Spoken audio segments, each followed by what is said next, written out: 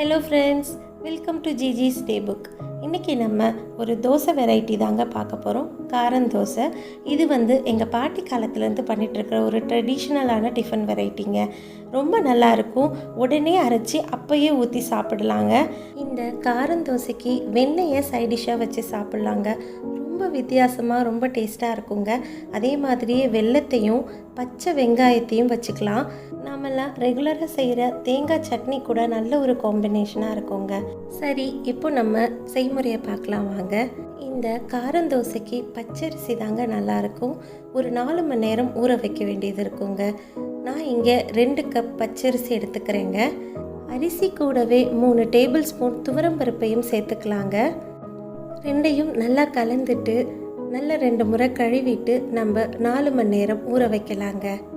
நல்லா ஊறினதுக்கப்புறமா மிக்ஸி ஜாரில் 1 table spoon ஜீரகமும், காரத்துக்கு தேவையான அளவு வரமிளகாய், நான் இங்கே ஒரு 10 வரமிளகாய் எடுத்துட்ருக்கேங்க, ஒரு சின்ன துண்டு கட்டி பெருங்காயத்தையும், ஒரு மீடியம் சைஸ் தேங்காயில் பாதி மூடி தேங்காயையும் எடுத்துக்கலாங்க.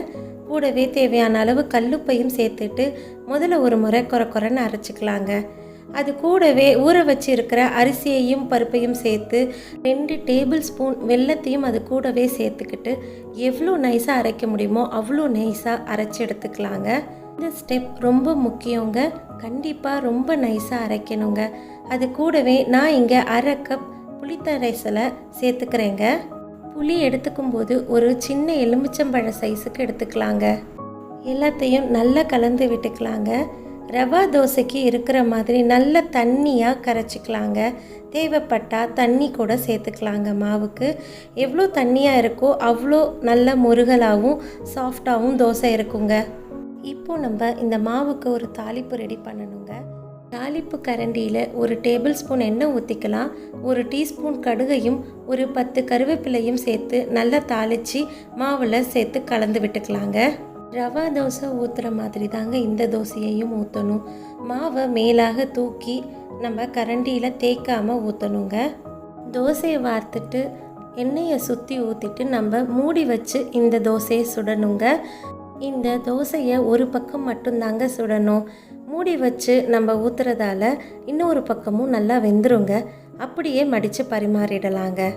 எவரும் சொல்லாமலே கோயில் எல்லாத்தேனா பாடுது,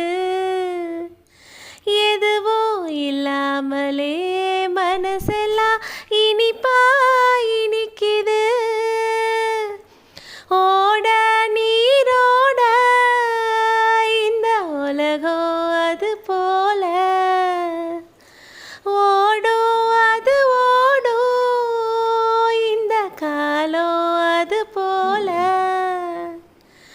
நிலை